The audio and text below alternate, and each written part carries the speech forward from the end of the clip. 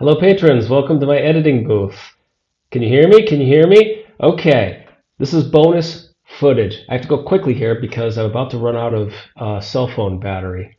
So, I have got two extra pieces of footage here for you because I shot and shot and shot on this last video. The first one is a story I tell that's kind of an addendum to this story I was sharing with you about my friend who has a child who is on turbulent waters with regards to their identity. And it reminded me, gender identity, and it reminded me of a guy I worked with, a Native American guy. So I'm going to tell you that story first. After that, I'm going to go into this basic teachings of the Buddha book, where it's such a good book. And so I just unpacked a sutra quickly. This is not very long. Quickly unpacked a sutra from that book that related to this talk that I gave today on YouTube or Patreon or wherever it is today. Okay. Also, this Sunday, what Sunday is that? It's this Sunday. The date is May 12th today, Friday. So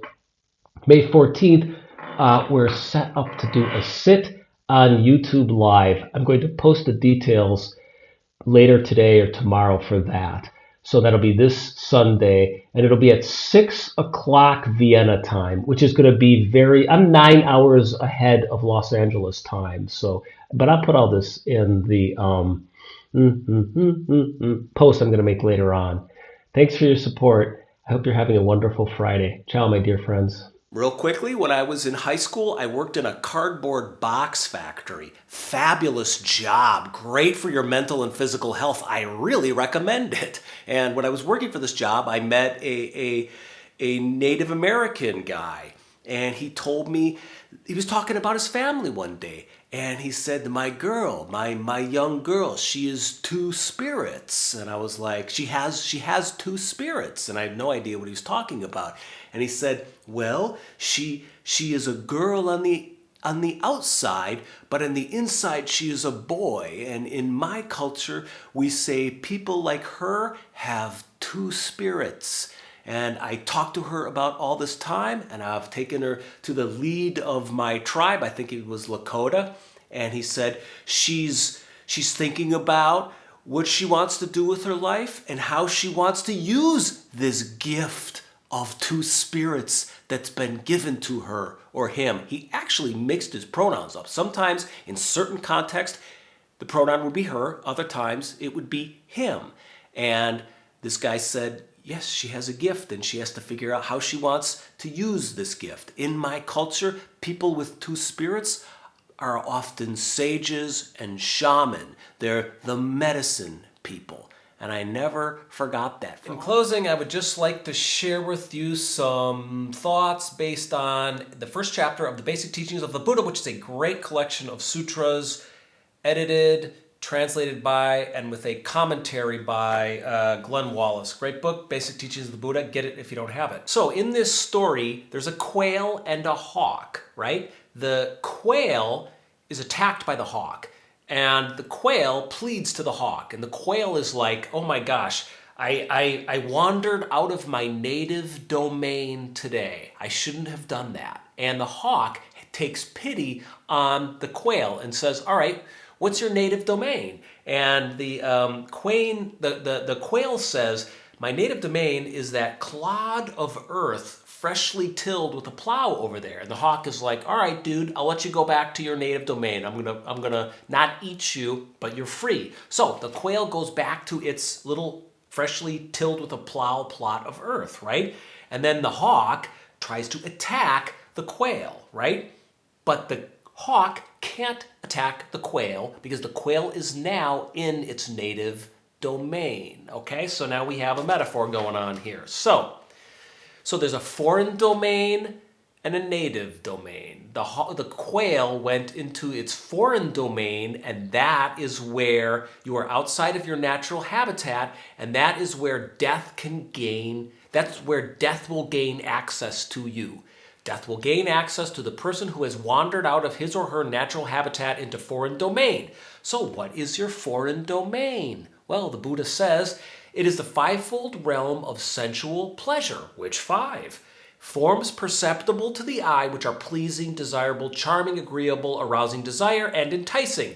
Sounds, which are perceptible, etc. Scents, which are perceptible to the nose, etc. Tastes, which are perceptible to the tongue, pleasing, desirable, charming, agreeable, arousing desire, and enticing. Tactile objects perceptible to the body, which are pleasing, desirable, etc.